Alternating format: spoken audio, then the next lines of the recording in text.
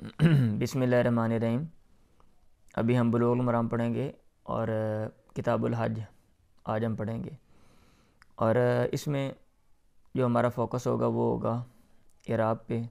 ترجمے پہ، یعنی عبارت اور ترجمہ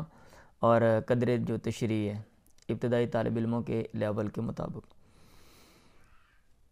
نمبر 1، باب فضلہ و بیان من فرض علیہ، اس کی فضیلت کا بیان اور ان کا بیان فرض علیہ جن پر حج فرض کیا گیا ہے۔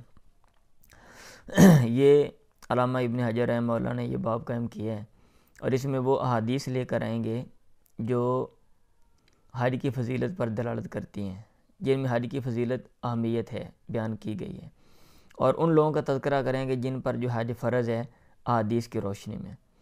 باقی آگے اس کی جو تفصیلات ہیں ایک ایک چیز کی، وہ آپ جو ہے نا وہ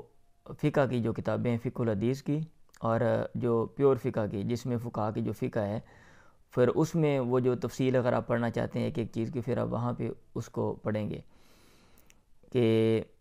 کن پر حج فرض ہے، اس میں کون کون سی چیزیں آتی ہیں، کون کون سی نہیں آتی، اور اس میں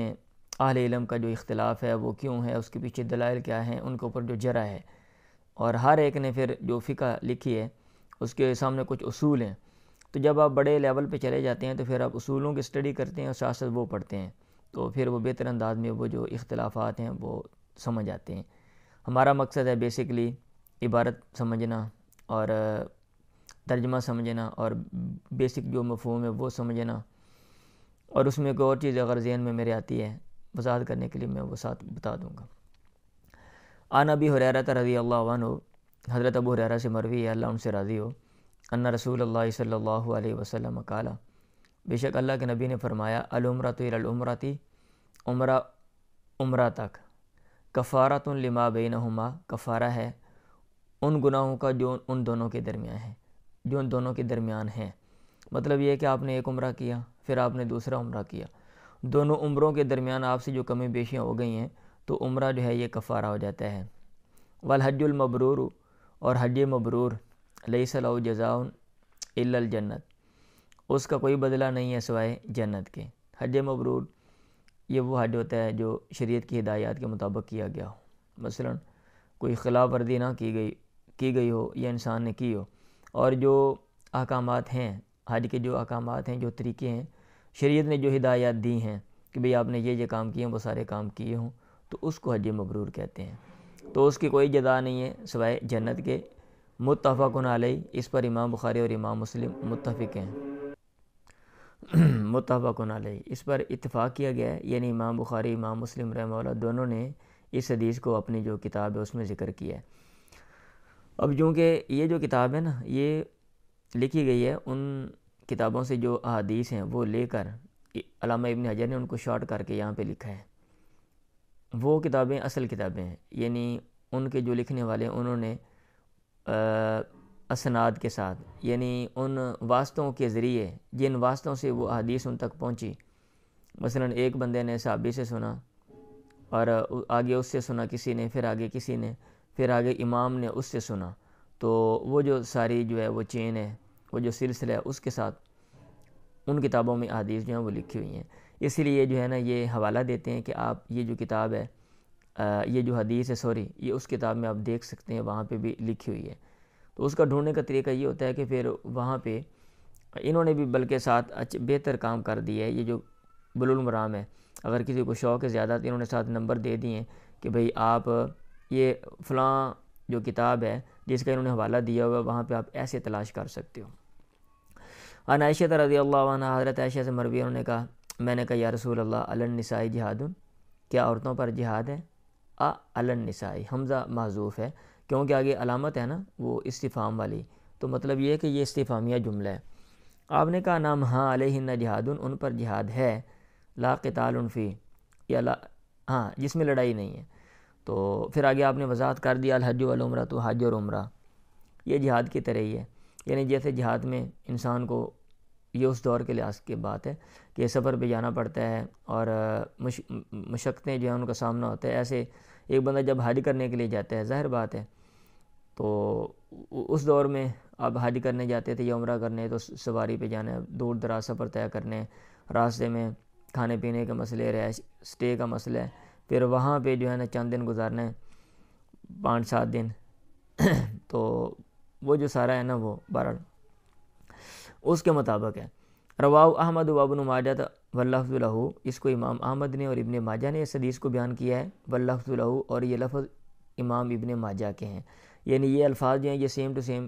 ابن ماجہ کے اٹھا کے انہوں نے، باقی جو امام ہیں انہوں نے اس حدیث کو تو لکھا ہوا ہے لیکن ان کے جو الفاظ ہیں وہ تھوڑے تھوڑے مختلف ہیں۔ وَإِسْنَادُهُ صحیح، اور اس کے سند صحیح ہے، واصلُهُ فی الصحیح، اور اس کی جو اصل حدیث ہے وہ صحیح میں ہے، یعنی صحیح بخاری میں ہے۔ آگے حدیث ہے وان جابر بن عبداللہ رضی اللہ عنہما۔ اب یہ دیکھ لیں باب کیا تھا، باب فضل فضیلت اور بیان من، ان کا بیان جن پر یہ جو حج ہے فریضہ فرض کیا گیا ہے۔ تو اس میں اوپر جو حدیث آپ نے پڑھی اس میں فضیلت تھی، اور اس میں جو ہے نا عورتوں کا ذکر ہے کہ عورتوں پر بھی حج ہے۔ عن جابر بن عبداللہ رضی اللہ عنہما قال اتى النبی صلی اللہ علیہ وسلم اعرابی، حضرت جابر سے مروی ہے، انہوں نے کہا اللہ کے نبی کے پاس ایک بدو آیا، اس نے کہا یا رسول اللہ اخبرنی، آپ مجھے خبر دیں بتلائیں، عن العمرۃ، عمرے کے بارے میں، اواجبۃ ہی، کیا یہ واجب ہے؟ آپ نے کہا لا نہیں، وان تعتمر خیر لک، اور یہ کہ تو عمرہ کرے خیر لک، یہ تیرے لیے بہتر ہے۔ مطلب یہ ہے کہ عمرہ واجب نہیں ہے اس حدیث کے مطابق، لیکن تیرا عمرہ کرنا یہ تیرے لیے بہتر ہے، عمرہ کرے گا تو اس کے فائدے ہیں۔ رواہ احمد و ترمذی، اس کو امام احمد اور امام ترمذی نے بیان کیا، والراجع وقفہ، اور اس راجع بات ہے اس کا موقوف ہونا۔ موقوف وہ حدیث ہوتی ہے جو صحابی تک پہنچتی ہے، اور مرفوع وہ ہوتی ہے جو اللہ کے نبی تک۔ تو اوپر یہ حدیث ہے،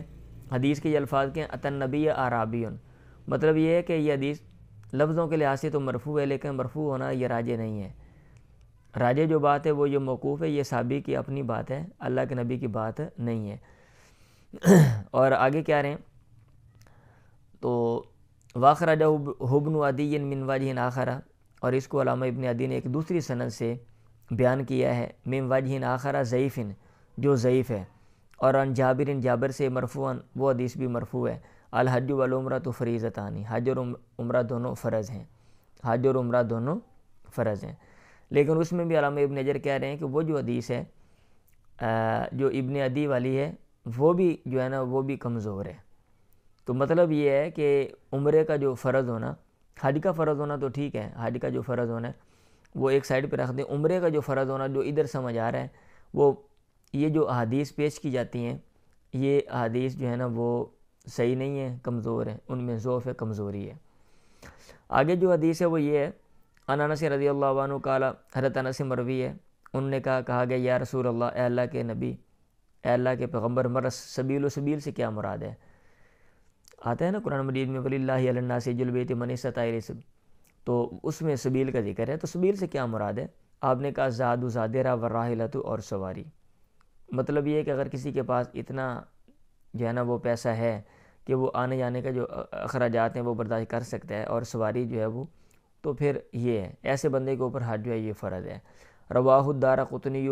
اس کو امام دارقطنی نے بیان کیا، وصححہ الحاکم، امام حاکم نے اس کو صحیح قرار دیا ہے، والراجع ارسالہ، اور راجع بات اس کا مرسل ہونا ہے۔ اب مرسل وہ حدیث ہوتی ہے جس میں جو ہے نا وہ کیا کہتے ہیں صحابی مس ہوتا ہے، اب تابعی ڈائریکٹ اللہ کا نام، اللہ کے نبی کا نام جو ہے وہ لے دیتا ہے۔ اب یہ میں بیسک بتا رہا ہوں، اب باقی جو مرسل حدیث ہے وہ قابل قبول ہے یا کہ نہیں ہے، اہل الحدیث کہتے ہیں قابل قبول نہیں ہے، بہت سے لوگ قابل قبول ائمہ جو ہے وہ اس کو لیتے ہیں، پھر آگے وہ اختلافات ہیں، وہ آپ اصول حدیث میں جو ہے نا وہ دیکھیں گے۔ میں بیسکلی جو ہے نا وہ ترجمہ بتا رہا ہوں کہ ترجمہ کیا ہے اور عبارت جو ہے نا وہ کیا ہے۔ وہ اگلا مسئلہ ہے کہ مرسل حدیث ہے، پھر بہت سے لوگوں نے مرسل حدیث کو لیا ہے، بہت سے نے نہیں لیا، وہ اصول حدیث کی بات ہے، ٹھیک ہے۔ واخرجہ ترمذی من حدیث ابن عمر، اور اسی حدیث کو امام ترمذی نے ابن عمر کے حدیث سے بیان کیا ہے، وفی اسناد ضعف، اس کی سند میں بھی ضعف، کمزوری ہے۔ تو مطلب یہ ہے کہ اگر تو حدیث میں حدیث صحیح ثابت ہو جائے اور الزاد والراحلہ والی، پھر تو اس کا مطلب یہ ہے کہ من استطاع کی جو تفسیر ہے وہ یہی ہے، اور اگر یہاں سے ثابت نہیں ہوتی تو پھر آپ کو اس کی جو تفسیر ہے وہ کرنا پڑے گی، اور اس میں جو ہے نا اور جو نصوص ہیں قرآن یا احادیث کے جو اور آثار ہیں اور جو فتاوی ہیں وہ پھر ان کو آپ کو دیکھنا پڑے گا، جو اصحاب رسول کے فتاوی ہیں اور ائمہ کی جو تشریح ہے پھر وہ ساری چیزیں آپ کو دیکھنا پڑیں گی۔ ابن عباس سے مروی رضی اللہ عنہما اور ابن عباس ان نبی لقی رکبا بالروحاء، اللہ کے نبی ایک سوار کو ملے روحا میں قافلے کو ملے۔ آپ نے کہا من القوم، کون لوگ ہو؟ لوگوں نے کہا المسلمون، مسلمان ہیں۔ آپ قالوا المسلمون،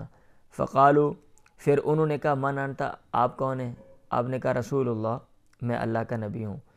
فرفعت الیہ امرأۃ صبیا، ایک عورت نے آپ کی طرف ایک بچہ جو ہے وہ رفع، بلند کیا، اٹھایا۔ اس نے کہا علی ھذا حج، کیا اس کے لیے حج ہے؟ آپ نے کہا نام، ہاں، ولک اجر، تیرے لیے اجر ہے۔ مطلب یہ ہے کہ بچہ بھی ہے جو ہے وہ حج کر سکتا ہے اگر تو حج کروائے گی، اور تیرے لیے جو ہے نا وہ اجر ہے۔ اب چونکہ تو نے کروانا ہے تو اس کا جو ثواب ہے وہ تجھے ملے گا۔ رواہ مسلم۔ پھر یہ آگے جو یہ اگلا مسئلہ ہے کہ ایک بچہ وہ ایسے حج کر لیتا ہے، جب بڑا ہوتا ہے وہ حج کرے گا یا کہ نہیں، یہ جو فقہ ہے اس میں پھر یہ مسائل جو ہیں وہ ڈسکس کیے گئے۔ وعنہ رضی اللہ عنہما قال کان الفضل بن عباس ردیف رسول اللہ، فضل بن عباس اللہ کے نبی کے پیچھے تھے۔ اب یہ دیکھ لیں کیا بیان چل رہا ہے، یعنی ان لوگوں کا جن پر جو ہے نا حج فرض ہے، یہ جو لوگ حج کر سکتے ہیں، اور فضیلت۔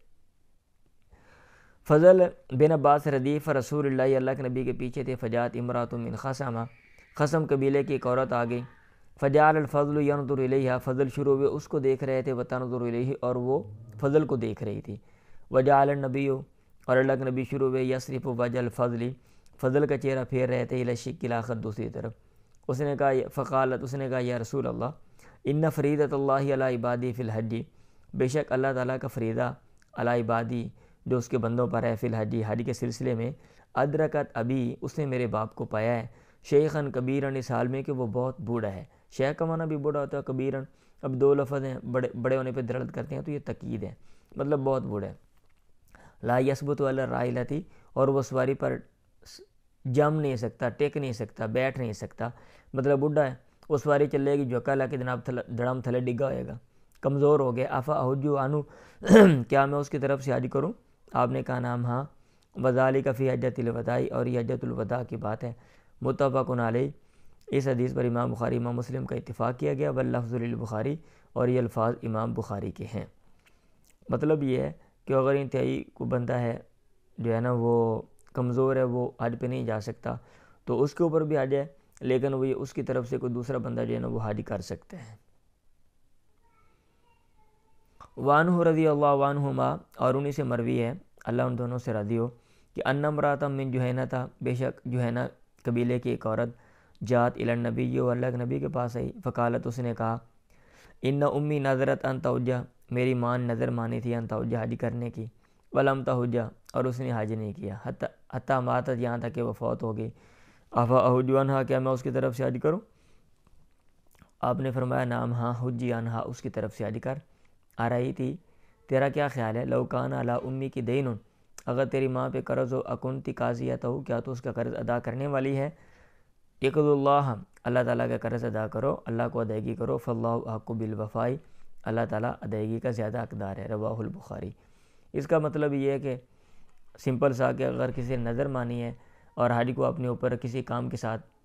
جوڑ کر اس نے جو ہے نا وہ لازم کر لیا، تو اب اس کے اوپر بھی حج ہے، اور اگر وہ حج نہیں کر سکتی دوسرا اس کی طرف سے حج جو ہے وہ کر سکتے ہیں۔ وعنہ رضی اللہ عنہ، اور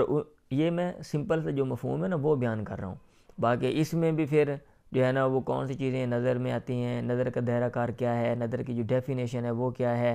اور کون کرے گا، اس کے لیے جو شرائط ہیں وہ ایک سیپریٹ چیز ہے۔ اب یہ نہ کہیں بھی ان کو میں مس کر رہا ہوں، میں بیسک چیزیں بیان کر رہا ہوں۔ وعنہ رضی اللہ عنہ قال قال رسول اللہ صلی اللہ علیہ وسلم، اور انہیں سے مروی، انہوں نے کہا اللہ کے نبی نے فرمایا ایما صبی حجہ، جس بچے نے حج کیا، ثم بلغ الحنس، پھر وہ بلوغت کو پہنچ گیا، مطلب بالغ ہو گیا، فعلیہ ان یحج حجۃ اخری، اس کے اوپر لازم ہے کہ وہ دوسرا حج کرے۔ اب پیچھے ہم نے بات پڑھی نا بچہ حج کرے گا۔ وایما عبد، اب یہ حدیث اس والے سے لے کر آگے، لیکن اس پہ کیا کہنا ہے آگے تبصرہ بھی ان کا نیچے ہے۔ وایما عبد حجہ، اور ایما عبدین پڑھنا ہے، یہ ما جو ہے نا یہ زائد ہے، ایو مضاف ہے، عبدین مضاف ہے۔ وایما عبدین حجہ، اور جس بندے نے حج کیا، ثم اوتی کا، پھر وہ آزاد، بندے سے مراد غلام ہے، سوری، جس غلام نے حج کیا، ثم اوتی کا، پھر وہ آزاد کر دیا گیا، فعلیہ ان یحج حجۃ اخری، تو اس کو لازم ہے کہ وہ دوسرا حج کرے۔ رواہ ابن شیبۃ والبیہقی، اس کو امام ابی شیبہ اور امام بہقی نے بیان کیا ہے۔ ورجال ثقات، اور اس کے راوی ثقہ ہیں سارے، الا ان اختلف فی رفع، لیکن اختلاف کیا گیا اس کے مرفوع ہونے میں، یعنی یہ حدیث اللہ کے نبی تک پہنچتی ہے یا کہ نہیں ہے۔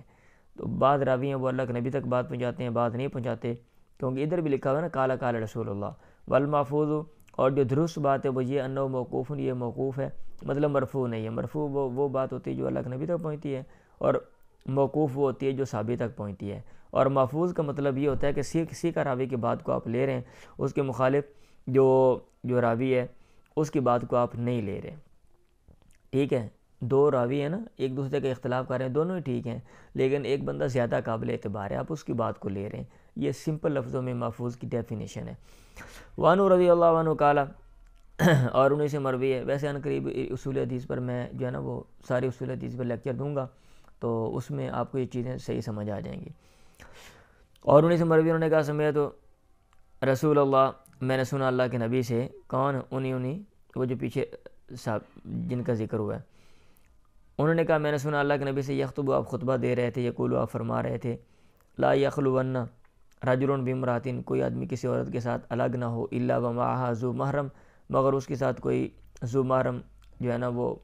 مطلب ہے محرم ہونا چاہیے۔ ولا تسافر المرأۃ الا مع ذی محرم، اور کوئی عورت سفر نہ کرے مگر ذی محرم یعنی محرم کے ساتھ۔ فقام رجل، ایک آدمی کھڑا ہوا، اس نے کہا یا رسول اللہ، ان امراتی خرجت حاجتاً، میری عورت جو ہے وہ نکلی ہے اس حال میں کہ وہ حج کرنے والی ہے، وانی اکتتبت فی غزوۃ کذا و کذا، اور مجھے لکھ دیا گیا فلاں فلاں غزوے میں، مطلب میرا نام لکھ دیا گیا ہے، تو اب میں کیا کروں، میری بیوی اکیلی تو قافلے میں جا رہی ہے۔ آپ نے کہا ان طریق تو جا فحج مع امراتک، اپنی بیوی کے ساتھ حج کر۔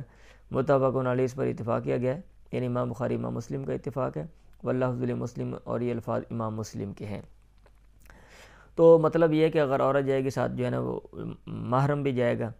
تو اور اسی کے مطابق جو ہے نا وہ فتویٰ دیا جاتا ہے، اگرچہ آج کل کے حالات جو ہیں وہ بہت چینج ہو گئے ہیں، اور بہت سے علماء نے اس سے ہٹ کر بھی فتویٰ دی ہے کہ یہ اس دور کے لحاظ کی بات ہے کہ بھئی اس دور میں اسفار کو سفروں کی جو نوعیت وہ اور طرح سے تھی، اور مسئلے مسائل جو ہیں پیش آمدہ وہ اور طرح سے تھے، لیکن آج کل ویسا نہیں ہے۔ بہرحال بعض لوگ جو ہیں وہ اسی پر انحصار کرتے ہوئے کیونکہ حدیث کے اندر آ گیا وہ یہی فتویٰ دیتے ہیں، اور بعض جو ہیں وہ سچویشن کو دیکھ کر وہ اور فتویٰ دیتے ہیں۔ وانو رضی اللہ عنہ ان نبی سمع رجلا، اور انہیں سے مروی ہے کہ اللہ کے نبی نے سنا ایک آدمی کو یقول، وہ کہہ رہا تھا لبیک عن شبرمہ،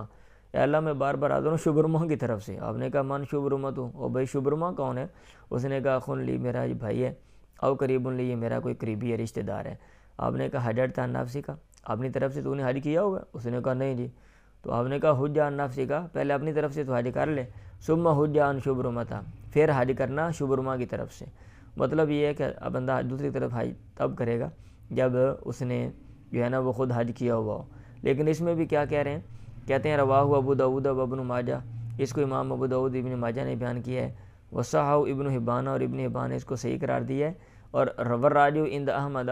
لیکن ائمہ کا اختلاف ہے، امام احمد کے نزدیک راجح بات وقف اس کا موقوف ہونا ہے، مطلب یہ اللہ کے نبی کا قول نہیں ہے، اللہ کے نبی کا قول نہیں ہے، یہ صحابی تک یہ بات صحیح سند کے ساتھ پہنچتی ہے۔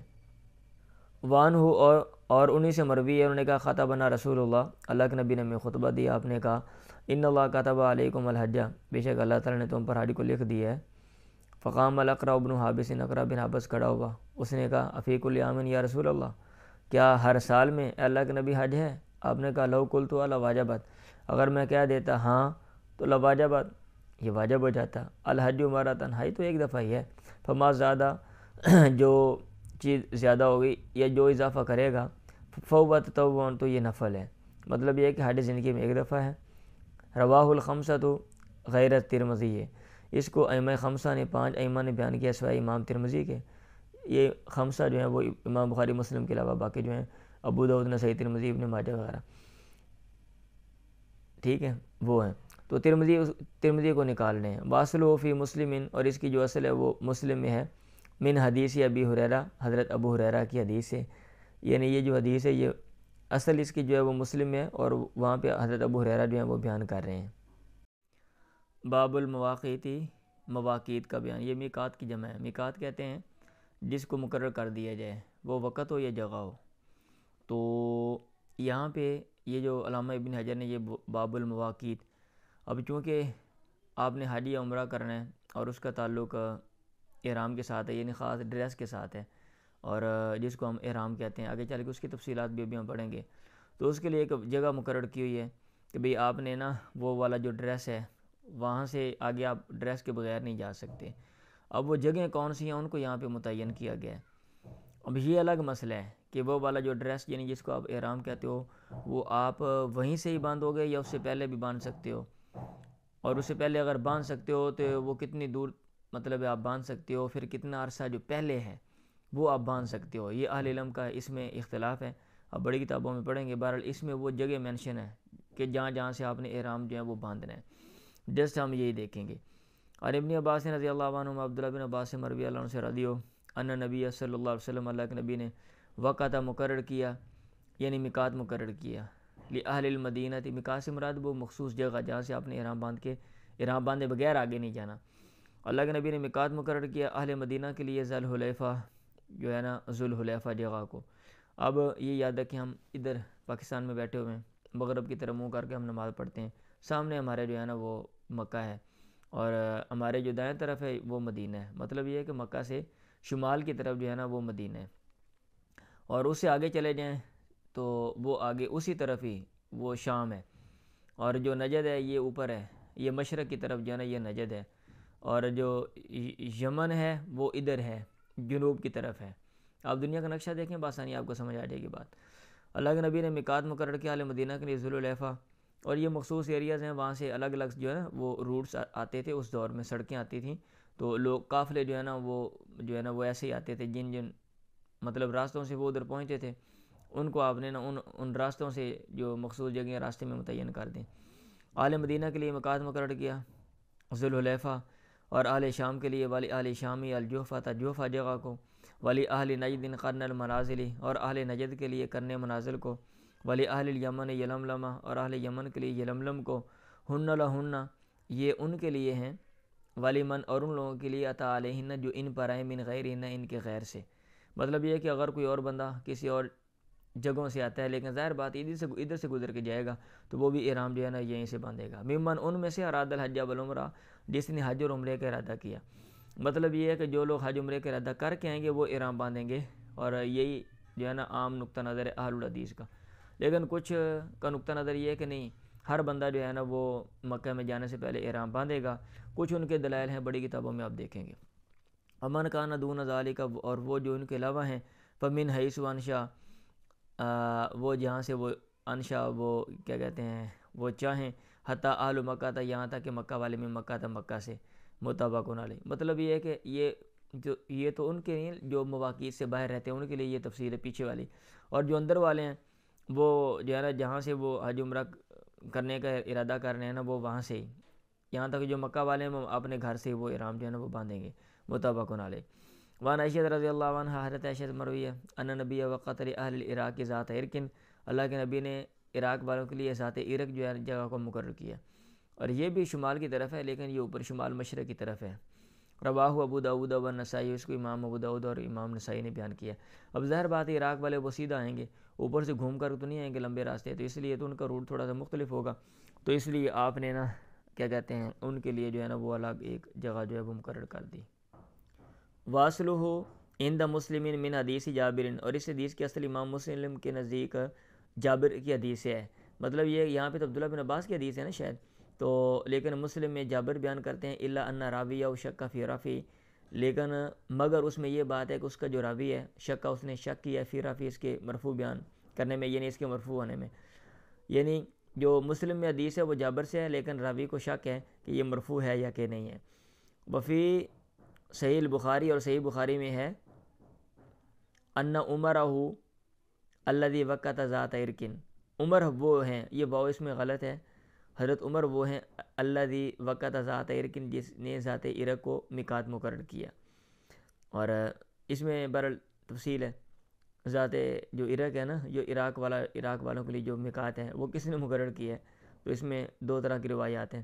اللہ کے نبی نے مقرر کیا، بعض کہتے ہیں حضرت عمر نے مقرر کیا۔ وعند احمد و ابی داؤد و ترمذی عن ابن عباس، اور امام احمد، ابو داؤد اور ترمذی کے نزدیک عبداللہ بن عباس سے مروی ہے کہ ان نبی وقت اہل المشرق علی عقیقہ، اللہ کے نبی نے مشرق والوں کے لیے عقیق جگہ کو مقرر کیا۔ یہ مختلف پلیسیں ہیں جو دائیں بائیں ہیں، مطلب مشرق مغرب شمال جنوب کی طرف، تو آپ نے جو لوگ ان راستوں سے آتے تھے، آپ نے نا وہ پلیسز مقرر کر دی کہ یہاں سے آپ نے وہ خاص ڈریس، یعنی یہ جو احرام ہے جس کی تفصیل آگے ابھی آ رہی ہے، وہاں سے آپ نے احرام باندھنا ہے اور پھر آگے آنا ہے۔ باب وجوہ الاحرام و صفاتہ یا وصفتہ، احرام کے طریقوں کا بیان، احرام کے طریقے کیا لیں یا اقسام، احرام کی اقسام کا بیان، وصفتہ اور اس کا طریقہ، یا وصفت اور اس کے طریقے کا بیان۔ تو یہ وجن جمع ہے نا، وجن کی جمع وجوہن ہے، وجن کہتے ہیں قسم کو۔ تو اب اس میں یہ جو بیسیکلی امام جو ہیں وہ ابن حجر یا علامہ ابن حجر ہیں، انہوں نے یہ جو باب قائم کیا وہ یہ بتانا چاہتے ہیں کہ احرام آپ نے باندھنا ہے تو وہ کن کن طریقوں سے آپ احرام باندھ سکتے ہیں۔ مطلب یہ ہے کہ کون کون سی صورتیں ہیں آپ احرام جو ہے نا وہ کیا کہتے ہیں، آیا عمرے کا ہی باندھیں گے یا صرف حج کا احرام باندھیں گے یا آپ دونوں کو اکٹھا کر سکتے ہیں، کیا حساب کتاب ہے؟ ویسے تینوں ہی ٹھیک ہیں۔ اہل علم میں جو اختلاف ہے وہ یہ ہے کہ ان تین صورتوں میں سے اللہ کے نبی نے کون سا احرام جو ہے وہ باندھا تھا، اور ان میں سے جو ہے نا یہ کیا کہتے ہیں جو بہتر ہے وہ کون سا ہے، یہ اہل علم میں اختلاف ہے۔ اور آپ اکیلا عمرے کے احرام باندھ لیں، حج کرنے آپ جا رہے ہیں، آپ بعد میں حج کر لیں، یا اکیلا حج کا احرام باندھ لیں، یا عمرے کا احرام باندھ کر اور حج کا احرام باندھ کر اکٹھے احرام باندھ لیں اور ایک ہی دفعہ یہ سارے کام کر کے احرام کھولیں، یہ ساری صورتیں یہ ٹھیک ہیں، جائز ہیں۔ اور یہ جو اختلاف ہے میں دوبارہ بول رہا ہوں وہ بیٹر ہونے میں، بہتر ہونے میں ہے۔ عن عائشہ رضی اللہ عنہ، حضرت عائشہ، میں نے پہلے کہا تھا جیسے ہم اس کو عبارت پڑھیں گے، ترجمہ پڑھیں گے اور اس کو میں ایکسپلین کروں گا۔ باقی ان میں سے ایک ایک جو چیز ہے، ایک ایک جو جز ہے، اس میں اہل علم نے بڑی بحث کی ہوئی ہے۔ جب آپ فقہ کی کتابیں دیکھتے ہیں تو اس میں مطلب اس میں پھر یہ چیزیں ساری لکھی ہوئی ہیں، بعض نے تو ان قسموں کو بین کر دیا، یہ بھی ساری تفصیل ہے۔ عن عائشہ رضی اللہ عنہ قالت، عائشہ سے مروی ہے، انہوں نے کہا خرجنا مع رسول اللہ، ہم اللہ کے نبی کے ساتھ نکلے، عامہ حجۃ الوداع، حجۃ الوداع کے سال جب آپ نے حج جو ہے نا وہ کیا، فمنا من احل بعمرۃ، ہم میں سے بعض وہ تھے جنہوں نے عمرے کا احرام باندھا تھا، ومنا من احل بحج وعمرۃ، اور ہم میں سے بعض وہ تھے جنہوں نے حج اور عمرے دونوں کا احرام باندھا تھا، ومنا من احل بحج، اور ہم میں سے بعض وہ تھے جنہوں نے حج کا احرام باندھا تھا۔ اب یہ والی بھی جو بات ہے نا، یہ شروع میں ایسا نہیں تھا، شروع میں ایسا نہیں تھا، تو یہ والی جو بات ہے یہ چونکہ آگے چل کے جو ہے نا مکہ کے قریب پہنچ کے جو ہے نا یہ احکامات آپ نے چینج کیے اور آپ سے کہا گیا اور آپ نے پھر اصحاب رسول کو کہا، تو وہاں پہ پھر جو ہے نا یہ صورت اپنائی گئی، ادروائز پہلے ایسا نہیں تھا۔ یہ بات میرے ذہن میں رکھیں گے تو پھر اور بہت سی حدیث ہیں جس میں آتا ہے کہ اس دور میں حج کے ایام میں یہ کام نہیں ہوتے، تو پھر آپ کے ذہن میں پریشانی نہیں ہوگی۔ اچھا، فمنا من احل بعمرۃ، ہم میں سے بعض وہ تھے جنہوں نے عمرے کا احرام باندھا تھا، ہم میں سے بعض وہ تھے جنہوں نے حج کا احرام باندھا تھا، و عمرۃ، اور عمرے کا، ومنا من احل بحج، اور ہم میں سے بعض وہ تھے جنہوں نے حج کا احرام باندھا تھا۔ اللہ کا معنی ہوتا ہے احرام باندھنا بھی، اللہ کا معنی ہوتا ہے تلبیہ کہنا بھی، لبیک لبیک کہنا۔ اب چونکہ وہ جب وہ ڈریس پہنتے تھے تو احرام کا آغاز ہوتا تھا لبیک لبیک کہنے کے ساتھ، یعنی آپ اظہار کریں گے تو پھر آپ کی حج کا احرام ہے، نہیں آپ نے نیت تو کر لی ہے لیکن ساتھ بول کر بھی اظہار کریں گے لبیک بحجۃ لبیک بعمرۃ، میں لبیک کہہ رہا ہوں حج کے ساتھ یا عمرہ کے ساتھ۔ اب چونکہ وہ بولنا ہے تو پھر احرام کا آغاز ہونا، اس لیے احرام کے لیے بھی یہ لفظ استعمال ہوتا ہے۔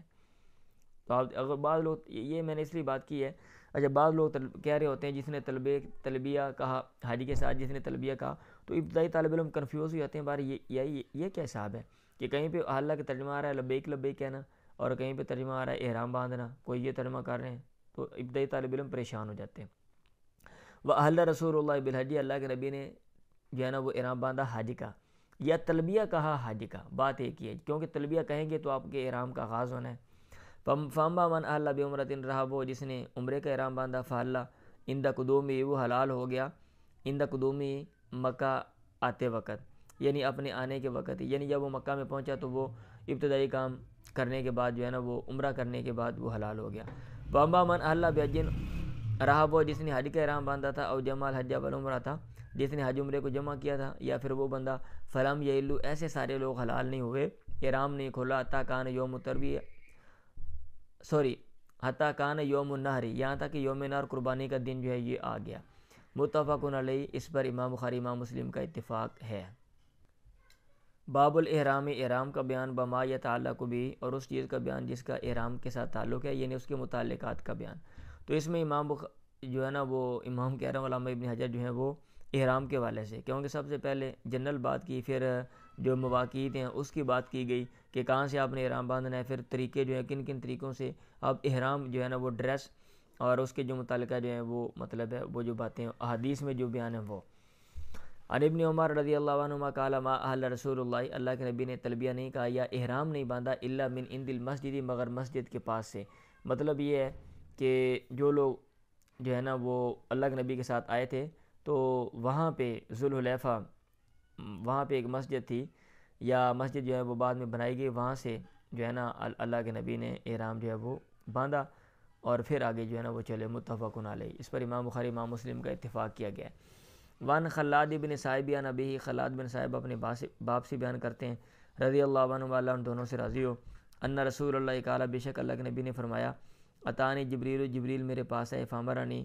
انہوں نے مجھے حکم دیا، نام اور اصحابی، کہ میں اپنے اصحاب کو حکم دوں، ان یرفعوا اصواتهم، کہ اپنی آوازیں بلند کریں، بالاحلال، تلبیہ کے ساتھ۔ مطلب یہ ہے کہ جب تلبیہ کہنا ہے تو جو ہے نا وہ لبیک لبیک بلند آواز سے کہنے ہیں۔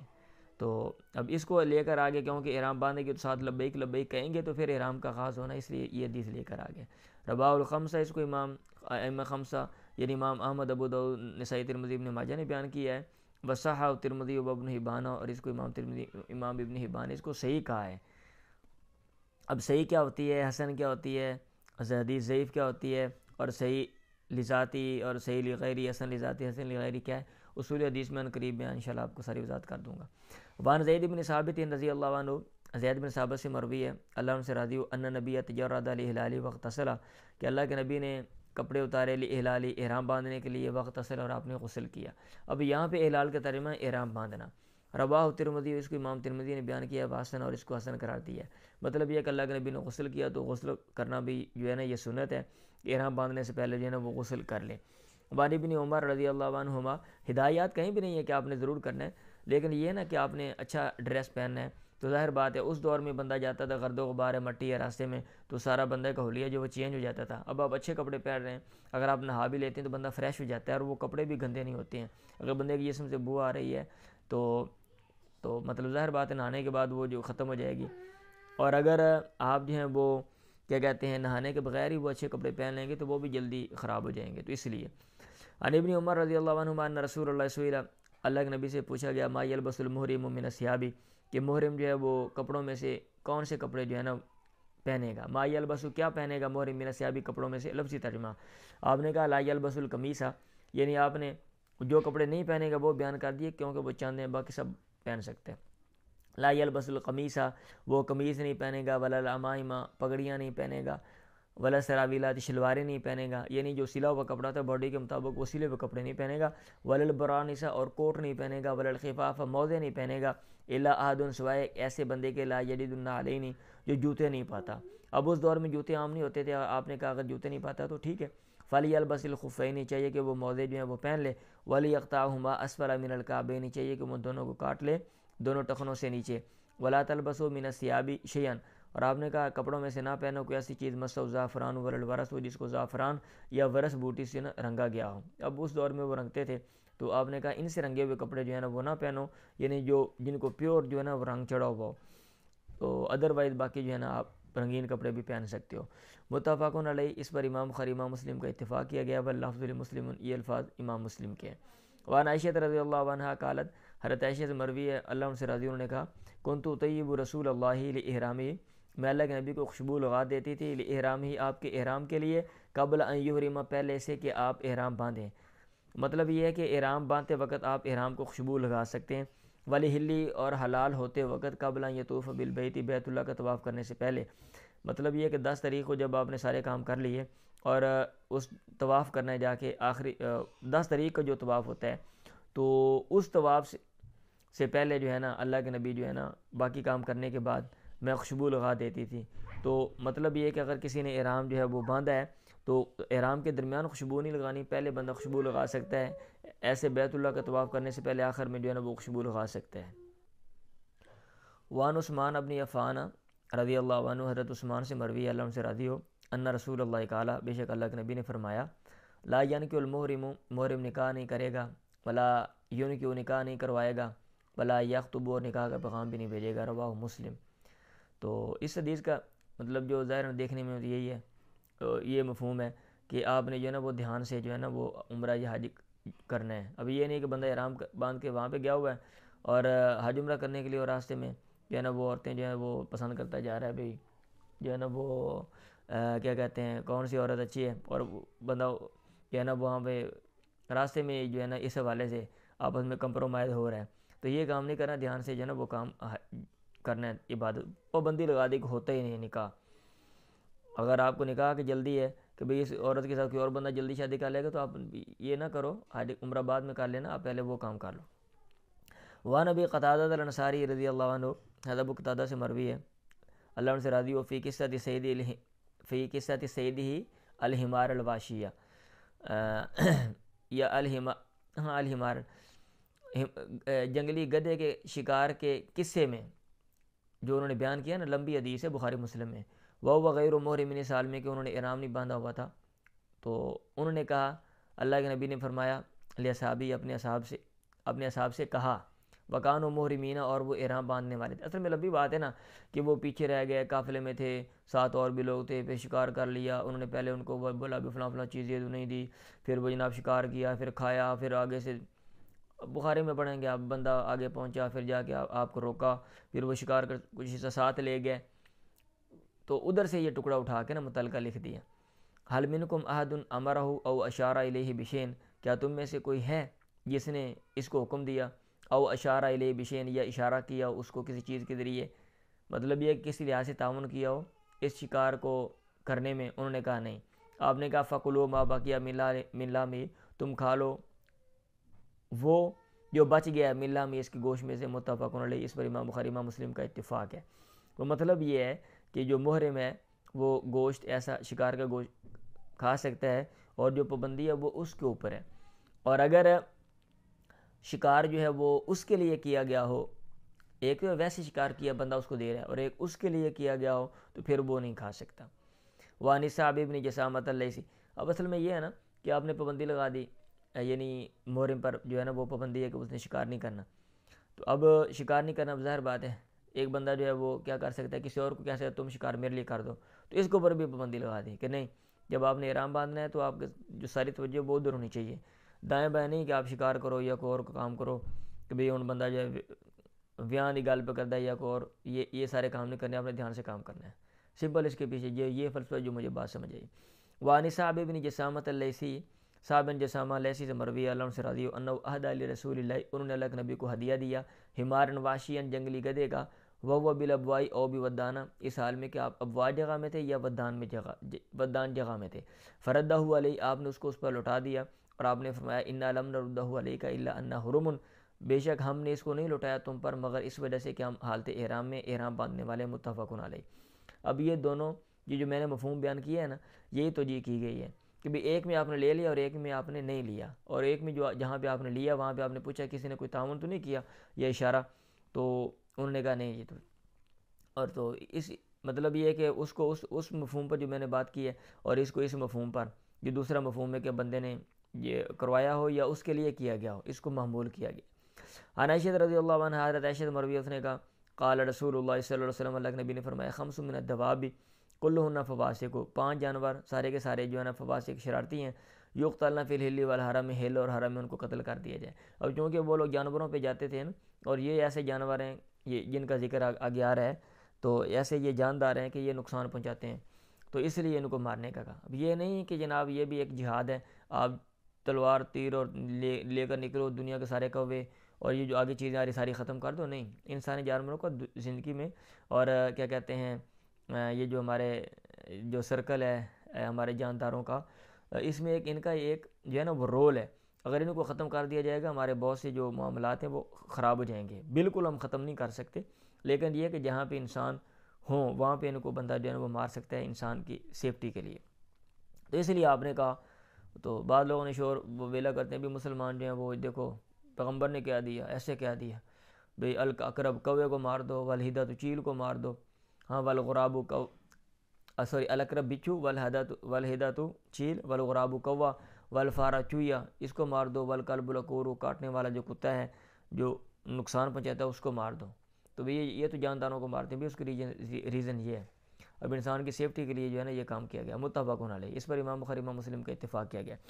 وان ابن عباس رضی اللہ عنہما ان نبی احتجم وهو محرم، عبداللہ بن عباس سے مروی ہے کہ اللہ کے نبی نے سنگی لگائی وهو محرم، اس حال میں کہ وہ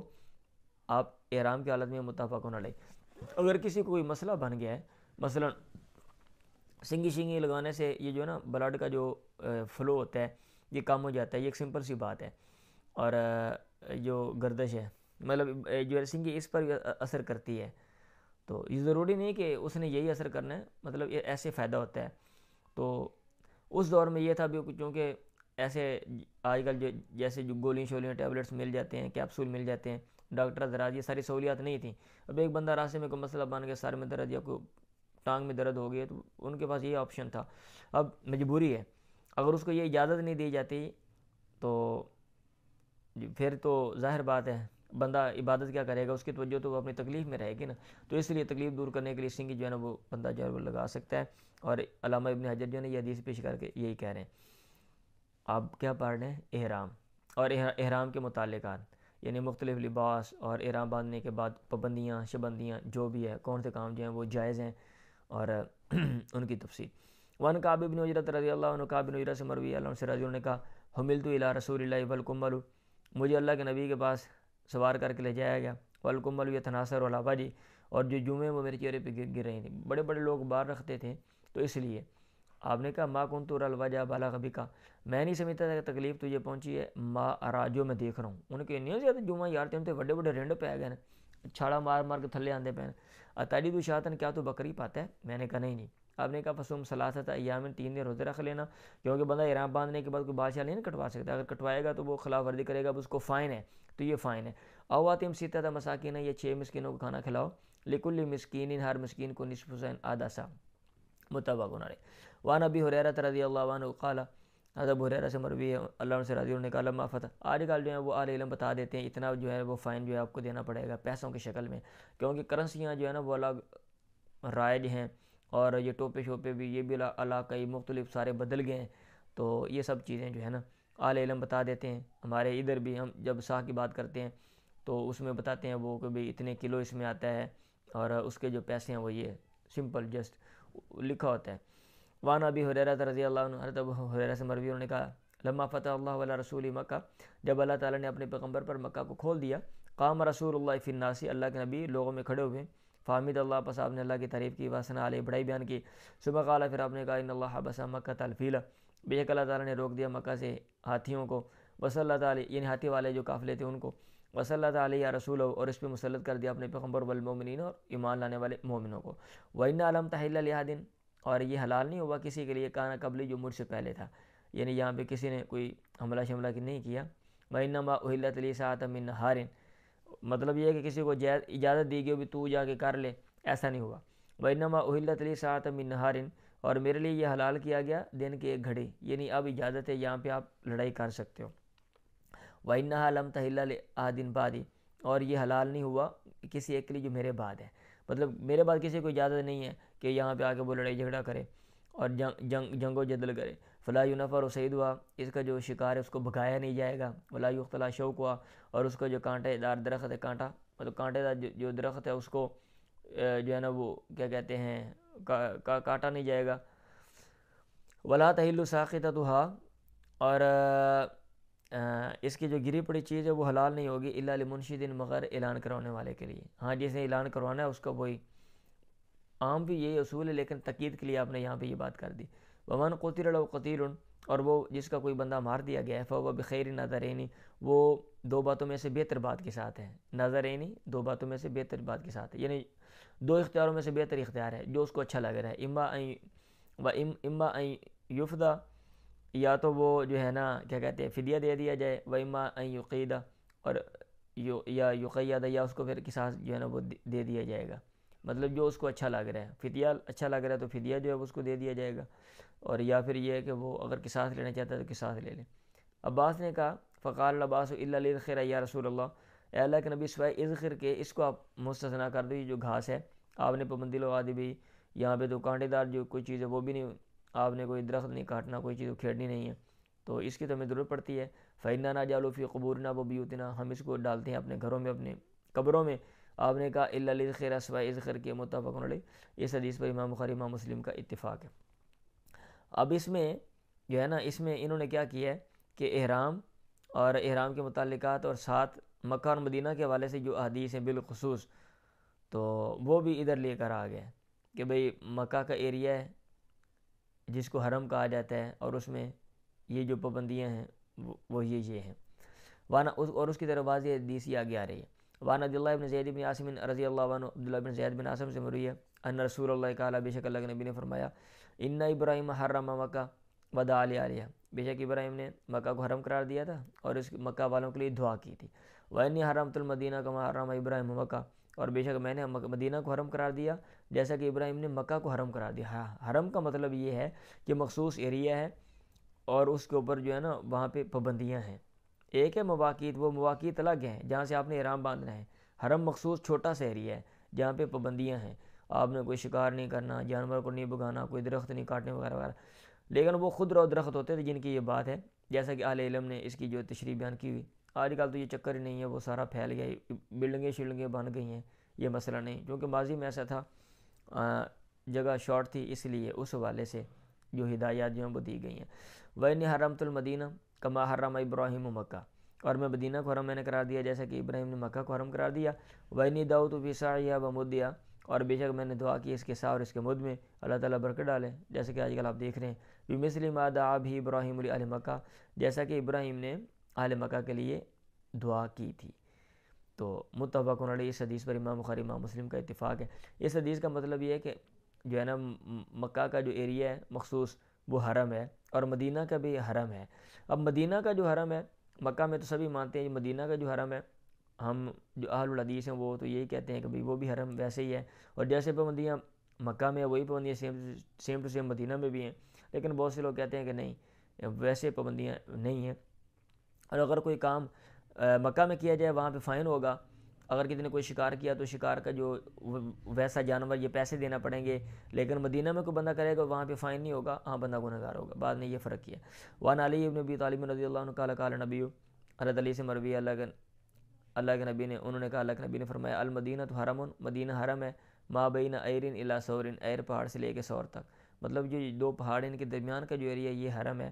تو اس کے احکام جو ہیں وہ حرم والے ہیں۔ رواہ مسلم، اس حدیث کو امام مسلم رحمہ اللہ نے بیان کیا ہے۔ لیں جی آج کے لیے اتنا ہی کافی ہے، تو میں کوشش کروں گا اگلے جو لیکچر ہے اس میں جو ہے نا وہ میں سارا کمپلیٹ کر دوں، آپ اس کو یاد کر لیں۔